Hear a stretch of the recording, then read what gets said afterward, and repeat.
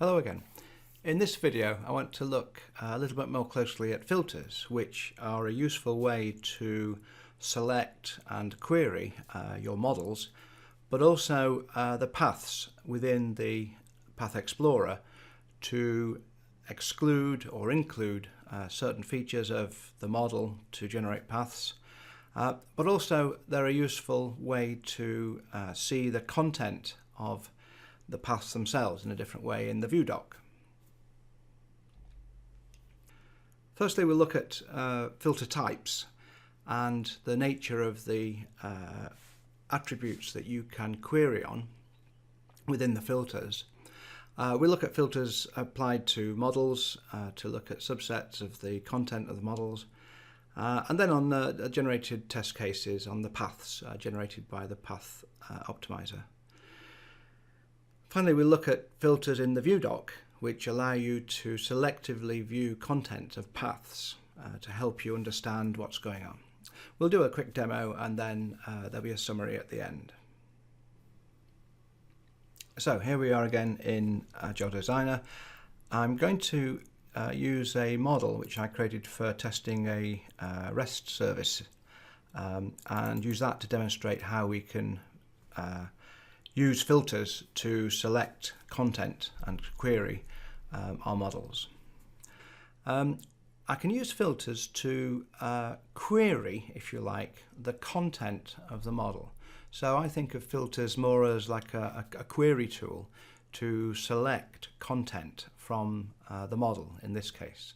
So let's go into the filters, which is part of the design options in the tool.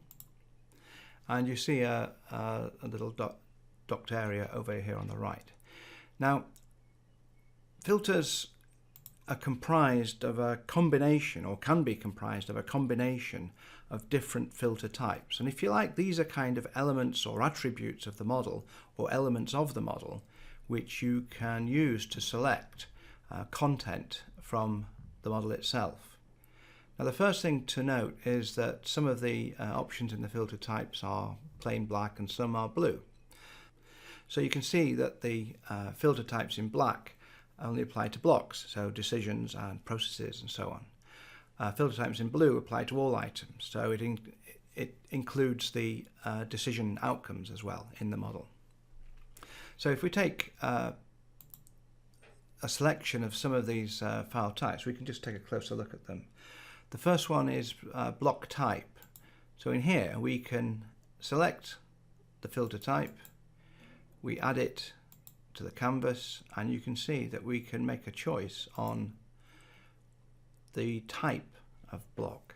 So let's look at code actions, and by and large these are the purple elements I expect to see.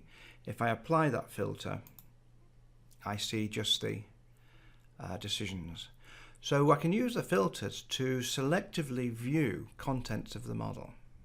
So if I want to look at all the data elements in the model, there are none in this model. If I want to look at all the error outcomes, I'm hoping I'll see the red processes here. Yeah, there we go. Now the neat thing about the filter canvas is that you can create quite complex queries and combinations of selections and filter types, if you like. So suppose I want to look at elements on the model which represent code actions, so that's this choice here, and I can use OR to make a second choice. So if I add block type again, I could say I want to see block types of code actions or errors.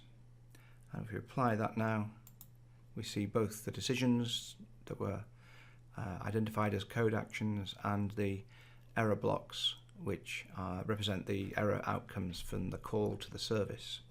So you can see that you can add more and more complex combinations of filter types to create very sophisticated queries on the model.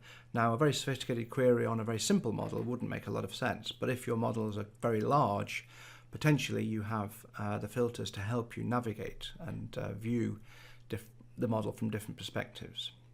Now the other thing I can do here is I can save a filter. So if you look down the bottom here, I have a filter applied. I can store this filter and give it a name, code, action and error blocks, for example. So we save that, and that filter is available for use in viewing the model in future, but I might also be able to use it in other places because filters have a presence in several areas of the ARD tool. So if I choose to add code, action and error blocks, you can see that if I add it again, I could add it multiple times. Now this would be a bit silly. If I actually apply it, you'll see I get a problem because I haven't had an operation in between each of these elements here. So I can use these keys down here to delete elements in the canvas, but also navigate. So I can't use the cursor so much as I use this arrow to go left, and if you can see the cursor here just ticking away, I can move it to the left, and in here I might put in another OR, and if I go back a bit further I could add another OR, and if I go back a little bit further again I have another OR. Now this isn't a very useful query because it's the same thing 4 times over, but if I run it, it should still work and should give me the same outcome on the view of the model itself. So if I apply filters now, I see the same outcome. Now if, as is obviously the case, I want to delete some of these elements on the filter canvas, I could go to the end of the canvas content and use the del key, and the del key basically deletes backwards. It deletes one element to the left of the cursor, so I can just delete things quite happily as I go back in this way.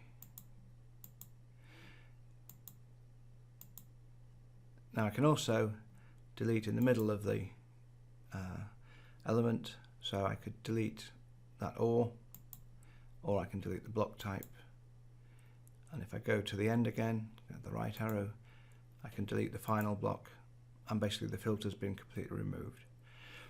So I can apply filters, I can clear the filter, which would have the effect of clearing the canvas.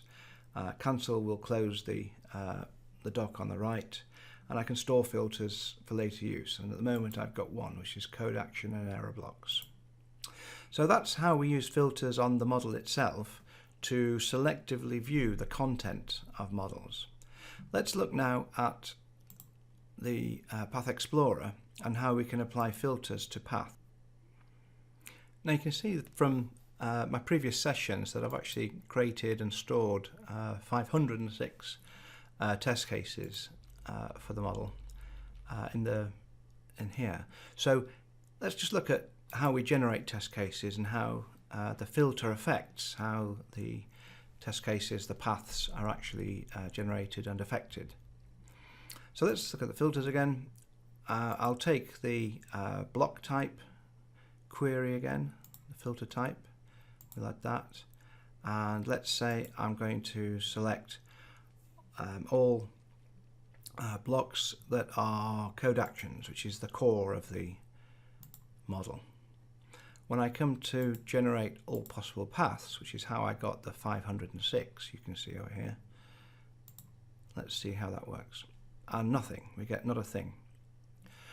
What's actually happening here? Well, the default setting for filters in the optimizer is what's called exclusive filtering, and you can see if I go into the path settings, we have this selection exclusive filtering. This is the default, and exclusive filtering only creates paths based on the elements that are selected by the filter, and exclusively the elements that are selected by the filter. So what we have is a filter which identifies all the decisions in effect, but it ignores all the other elements in the model. And the thing is, you cannot create a path just using the decisions from this model.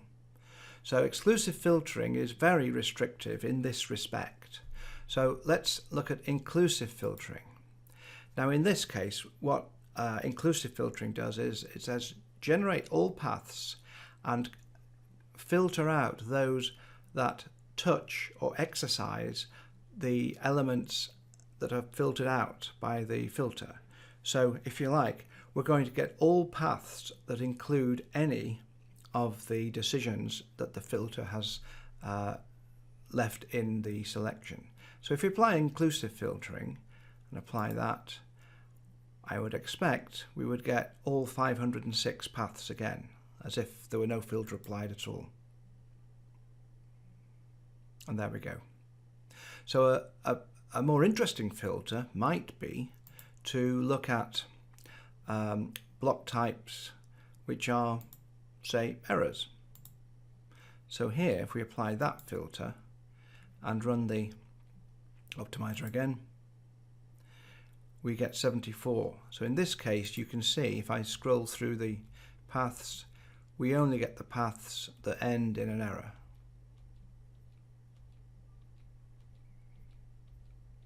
So I hope that makes sense to you. So with filters on the path optimizer, the path settings is critical.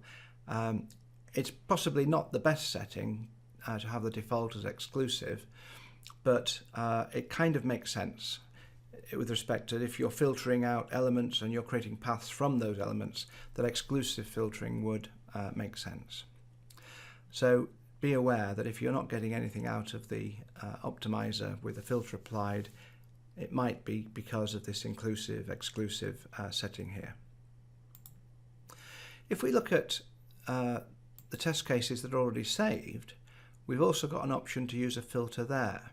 Now you'll notice when we look at this, it's the number of filter types is really quite limited because these apply to the model as a whole. So if I look at plain text and add that as a filter, and I look at origin as the text of one of the elements towards the end of the model and apply that, we actually get 480 out of our 506. Now origin, if you can see it there, is quite late in the model where most of the error conditions will have already bailed out of the model, if you like, of the process. So every path, every test case that goes through the origin element here, that would be the majority of the test cases, the paths themselves. So as you see, we get 480 out of 506 in total. So that kind of makes sense, as you see. Now the next thing I want to look at, if we go back to the optimizer, we also have a filter on the view dock to the right. And you can see that there's actually already a filter being applied from a previous session, which limits what you see in this listing here. If I go into the filter, you can see that I've chosen to filter out symbol type, which is the type of element, type of block on the model, which are processes or symbol type decisions. So I've excluded, if you like, the start and end blocks from the listing on the right. I hope you can see that. So as I scroll through the paths, you don't see the yellow start and end and error elements. Now this might be helpful if you were exporting the paths to a spreadsheet. You don't actually need in the spreadsheet perhaps the start and end elements, if that makes sense. So if I actually want to see all the elements of the model in the view dock here, I could simply change the filter or just remove it completely. and now I see everything in the view dock here. So we've seen that filters are a great way to query models, as they help you to quickly select subsets of the model elements or attributes of the model to show different perspectives of the model content in detail. They allow you to explore the model and perhaps demonstrate to stakeholders what's going on in a bit more detail. Now, in the Path Explorer, when you use filters, you can select subsets of elements to be included in the paths that are generated, or to generate paths that exclusively use the elements that are selected by the filter itself. So if you have some kind of special requirement to do this, perhaps to generate paths that are the negative paths or paths that exercise specific areas of the model, you can filter these paths out and perhaps save them as a different path type. You can also use filters to examine the stored paths using a more limited set of filter types that act only on the model as a whole. But even so, this could be useful in certain circumstances for you. Finally, using filters in the viewport, you can view and export subsets of elements derived from the stored paths.